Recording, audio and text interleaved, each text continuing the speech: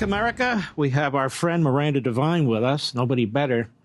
Miranda Devine, I know much is being said about the special counsel for Hunter Biden and all the back and forth. And why the hell isn't there a special counsel for Joe Biden, since the only reason people care about Hunter Biden is because of his links to his father, his business links to his father, and all the other corruption swirling around this White House?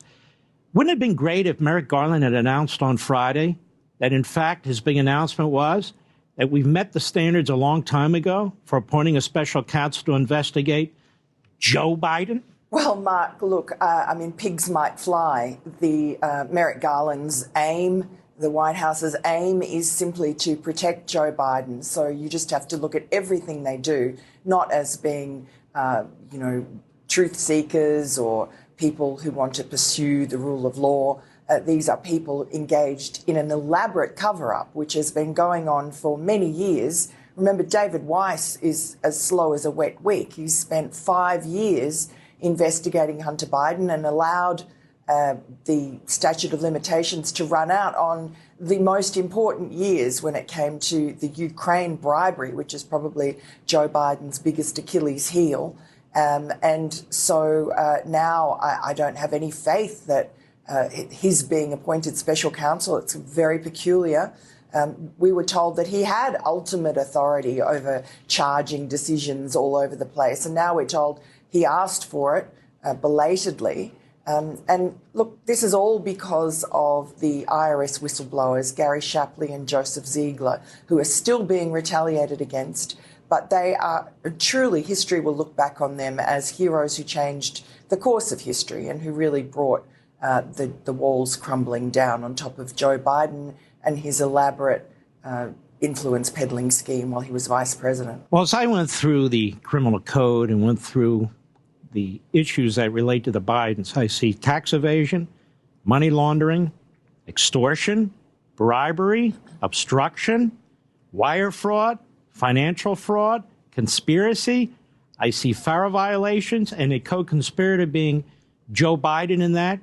And then I look at the Donald Trump matters, Miranda Devine, and I see nothing. What I see there is they're using the Ku Klux Klan Act of 1871. I see they're trying to use the Espionage Act of 1917. I see they're trying to use the Enron obstruction laws of 2002. And they're trying to use a financial obstruction law that has nothing to do with January 6th or anything else for that matter. But they feel they have these Democrat grand juries in Washington, D.C. The judge in Florida is onto it now. She says, why are you still using that grand jury?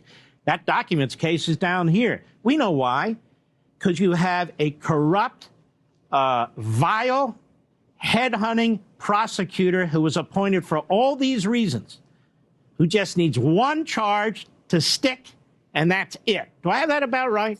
Absolutely. And remember, there's also a special counsel looking into the exact same classified information, alleged mishandling of Joe Biden, Robert Hur. We haven't heard a peep from him. And we do know from the expenditures that have been made public that he's spent, I think, less than a third of what Jack Smith has been spending. So we have, on the one hand, an aggressive killer prosecutor whose history is littered with misconduct and over-prosecuting people and having his cases thrown out.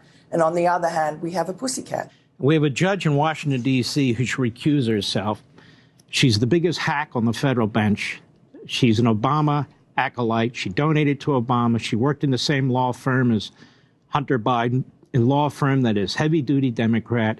She knows she's not objective. What she's done on these January 6 cases is deplorable. And there she sits. Even her last weird ruling on the gag stuff, she says, the Trump lawyers have a point. But then she expands the definition of sensitive documents to make it very difficult for them to talk about it. When we come back, I want to ask you about that, and I want to pursue this further.